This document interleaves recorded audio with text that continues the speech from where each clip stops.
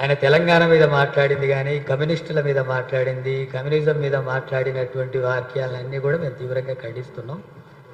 ఆయన తెలంగాణలో జనసేన పార్టీ నాయకుడిగా ఇక్కడ ఏదైనా వాళ్ళ పార్టీ పెట్టుకొని మాట్లాడుకొని విషయాలు చెప్పుకొని ప్రజలకు ఏం చేస్తారో చెప్పుకోవడం అనేటటువంటి దానికి అభ్యంతరం లేదు, చెప్పుకోవచ్చు. కానీ ఆయన ఇక్కడ ఉండేటటువంటిది రాష్ట్ర ఏర్పడ్డ దినాన్ని ఎంపిక చేసుకొని ప్రాంతీయ విద్వేషాలను రెచ్చగొట్టేటటువంటి వైఖరి అనుసరించాడు. అది మేము వ్యతిరేకిస్తున్నాం. మాట్లాడేటటువంటి ధోరణిలో ఒక రాజకీయ నాయకుడిగా లాగా కాకుండా ఒక రౌడీలాగా మాట్లాడే ధోరణి ఉంది. అది మేము వ్యతిరేకిస్తున్నాం. అదే సందర్భంలో అనేక విషయాలు మాట్లాడాడు. కమ్యూనిజం చచ్చిపోయిందని మాట్లాడాడు. కమ్యూనిజం గురించి మినిమం అవగాహన లేనటువంటి అజ్ఞాని అతను. ప్రపంచంలోనే కమ్యూనిజం విస్తరిస్తుంది. అమెరికాలో కూడా మార్క్సిజం పెరుగుతుంది, పెట్టుబడి గ్రంథాన్ని ఎక్కువ చదువుతున్నారని చెప్పి దాన్ని అరికట్టాలని చెప్పి అక్కడ ప్రభుత్వాలు కొనుక్కుంటున్నాయి. న్యూయార్క్ కేంద్రంలోనే ఒక వామపక్షవాది అక్కడ మేయర్గా గెలిచాడు. ఇంకా మిగతా ప్రాంతాల్లో గెలిచారు. ప్రపంచవ్యాప్తంగా ఈ అసమానతలు పెరుగుతుంటే మార్క్స్ చెప్పినటువంటి పెట్టుబడి గ్రంథంలో ఈ ఆర్థిక అసమానతలు ఎట్లా పరిష్కరించుకోవాలని చెప్పి పెరుగుతుంది. మొత్తం ప్రపంచం అంతా పెరుగుతుంది.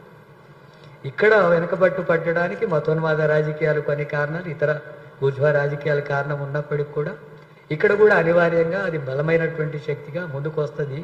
దేశవ్యాప్తంగా కమ్యూనిస్టులు ఉద్యమాలు పోరాటాలు ఉంటే ఎన్నికల్లో సీట్లు కేరళలో పడిపోతే లేదా ఎమ్మెల్యేలు లేకపోతే కమ్యూనిజం చచ్చిపోయిందని అనుకుంటే కమ్యూనిజం అనేది ఈ దేశంలో కానీ ప్రపంచంలో కానీ దోపిడి కొనసాగుతున్నంత కాలం, శ్రామిక వర్గాల మీద దోపిడి కొనసాగుతున్నంత కాలం వాళ్ళ గుండె చప్పుడుగా ఎర్ర జెండా నిలబడి పోరాడుతూనే ఉంటుంది. ఆ రకంగా దేశంలో పోరాడుతుంది, తెలంగాణ పోరాడుతుంది, ఆంధ్రలో పోరాడుతుంది.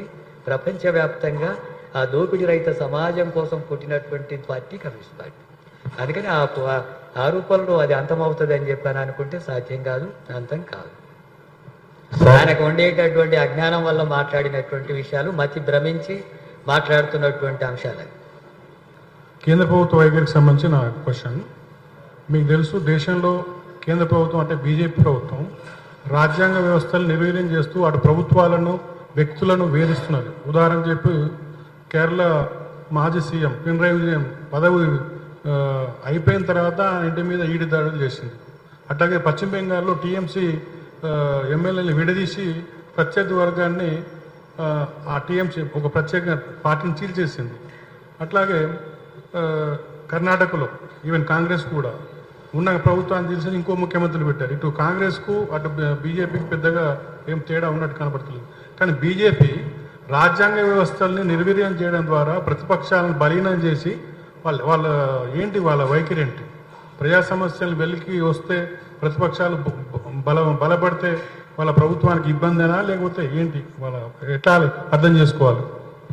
బీజేపీ అనేది ముఖ్యంగా ఆర్ఎస్ఎస్ సిద్ధాంతాలకు అనుగుణంగా హిందుత్వ ఎజెండాలో భాగంగా ఈ దేశంలో మతరాజ్యాన్ని స్థాపించాలని చెప్పి ప్రయత్నం చేస్తున్నటువంటి పార్టీ.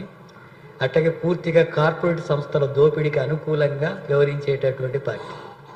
అంటే కార్పొరేట్ సంస్థలు మతోన్మాద రాజకీయాలు మిళితం చేసి దేశంలో రాజకీయాలు నడుపుతుంది. కేంద్ర ప్రభుత్వం అండదండలతో కూడా జరుగుతుంది. తనకు వ్యతిరేకంగా ఉండేటటువంటి ప్రభుత్వాన్ని అది ఉండడం అనేది ప్రాంతీయ పార్టీలంతా కూడా చీల్చడమో లేకపోతే కేసులు పెట్టి వేధించడమో, ఆప్ పార్టీని కేసులు పెట్టి వేధించి దాన్ని నిర్వీర్యం చేశారు. అట్లాగే శివసేనను ఎన్సీపీని ఆ రకమైనటువంటి పద్ధతిలోనే మహారాష్ట్రలో ప్రత్యామ్నాయం లేకుండా చేశారు. ఇప్పుడు మమతా బెనర్జీ మీద అలాంటిదే జరుగుతుంది. కేరళలో పినరయి విజయన్ మీద కూడా ఈడీ దాడులు, ఆయన పేరు కూడా లేదు, ఆరోపించినటువంటి దాంట్లో విజయన్ పేరు కూడా లేదు. అయినా సరే ఆ ఇంటికి పోయి అప్రతిష్ట పాలు చేయాలని చెప్పి విచారణ జరిపారు. అక్కడ కనీసం ఏమాత్రం ఆరోపించడానికి పనికొచ్చే విషయం కూడా అక్కడ ఏమీ దొరకలేదు. అంటే ప్రత్యామ్నాయంగా ఉంది కాబట్టి దాన్ని దెబ్బతీయాలనేటటువంటి వైఖరి దేశవ్యాప్తంగా లౌకిక పార్టీలంతా కూడా కలిపి ఇండియా బ్లాక్లో భాగంగా బీజేపీని ఓడించడానికి ప్రయత్నం చేసే దాంట్లో సిపిఎం పార్టీ కూడా ఒక ముఖ్యమైనటువంటి పాత్ర పోషిస్తుంది. కాబట్టి దాని మీద దెబ్బతీయాలనేటటువంటి వైఖరి అలాంటిది ఉంది. మీరు ఎక్కడైనా చూడండి, అది ప్రాంతీయ పార్టీల్ని విచ్ఛిన్నం చేయడం, అధికారంలో ఉంటే ప్రభుత్వాన్ని చీల్చడం, కూల్చడం, ఆ రకంగా చేయడానికి ఈడీని ఉపయోగిస్తుంది. అట్లాగే ఎన్నికల కమిషన్ను ఉపయోగిస్తుంది. ఇప్పుడు న్యాయస్థానాలను కూడా ఆరోపణలో వాడుకునేటటువంటి ప్రయత్నాలు చేస్తుంది. అంటే రాజ్యాంగ సంస్థలను ఉపయోగిస్తుంది, అట్లాగే గవర్నర్లను ఉపయోగిస్తుంది. ప్రతిపక్షాలు లేకుండా చేయాలి, తాను మాత్రమే ఉండాలి. ఈ దేశం అంతా కూడా ఒకే దేశం, ఒకే భాష ఉండాలా, అది హిందీ భాష ఉండాలా. మరి మన భాషలు ఎక్కడ పోవాలి? ఒకే భాష ఉండాలంటుంది, హిందీ భాష ఉండాలంటుంది. 22 అధికారిక భాషలు ఉన్నాయి, మరి ఏమైపోవాలి అవి? అట్లాగే ఒకే మతం ఉండాలా, అది హిందూ మతం ఉండాలా, మరి మిగతా మతాలు ఏమైపోవాలి? మన రాజ్యాంగం ప్రకారం మత స్వేచ్ఛ ఉంది, ఏ దేవుడైనా నమ్మొచ్చు, నమ్మకుండా కూడా ఉండొచ్చు. కానీ ఒకే మతం ఉండాలనే ఎజెండాతో పనిచేస్తుంది అది. ఒకే చట్టం ఉండాలా, ఇప్పుడున్న రాజ్యాంగం ఉండకూడదు, అంబేద్కర్ రాసిన రాజ్యాంగం ఉండకూడదు. దాంట్లో అనేక లౌకిక ప్రజాస్వామిక భావాలు ఉన్నాయి, వాటిని తొలగించాలా. హిందుత్వ ఎజెండాను అమలు జరగాలంటే రాజ్యాంగం ఆటంకంగా ఉంది, దాన్ని తొలగించి గతంలో ఉండే మనువాదమే ఈ దేశానికి సరైనటువంటి హిందుత్వ ఎజెండా. అందుకని మనువాదాన్ని ముందుకు తీసుకురావాలనేటటువంటి ప్రయత్నం. ఈ దేశంలో ఒకే పార్టీ ఉండాలి, అది బీజేపీ ఉండాలి, ఇంకొక పార్టీ ఉండకూడదు అని చెప్పి ప్రతిపక్ష పార్టీలంతా కూడా విచ్ఛిన్నం చేయడం, దాడులు చేయడం, లేదా పార్టీలు ఫిరాయింపులు చేయడం, డబ్బుల ఆశలు చూడడం, పదవులు ఇవ్వడం, అవన్నీ కూడా మనం చూస్తున్నాం. ఇప్పుడు తుండబల్ పార్టీలో ఉన్న ఎమ్మెల్యేలందరినీ కూడా తీసి చీల్చి ఇంకొక సపరేట్ గ్రూప్గా ఏర్పాటు చేసింది. అట్లాగే ఆప్ పార్టీని అదే రూపంలో చేసింది.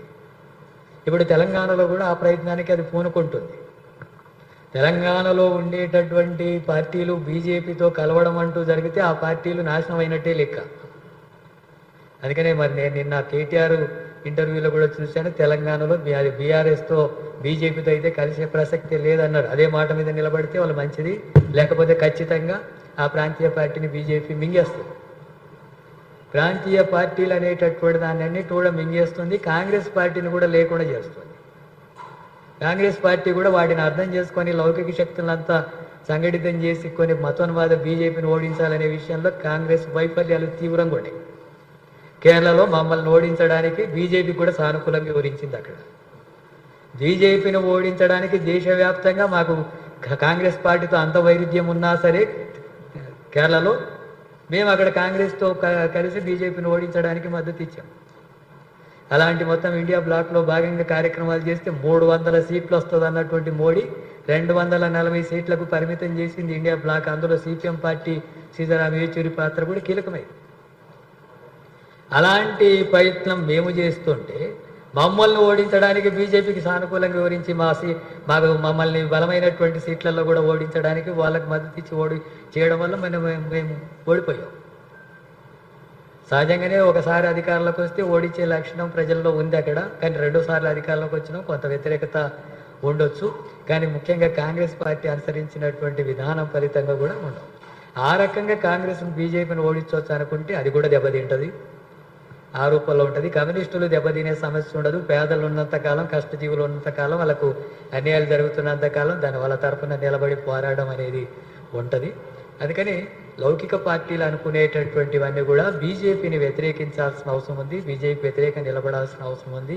మోడీ నెక్స్ట్ టార్గెట్ తెలంగాణనే అంటున్నాడు.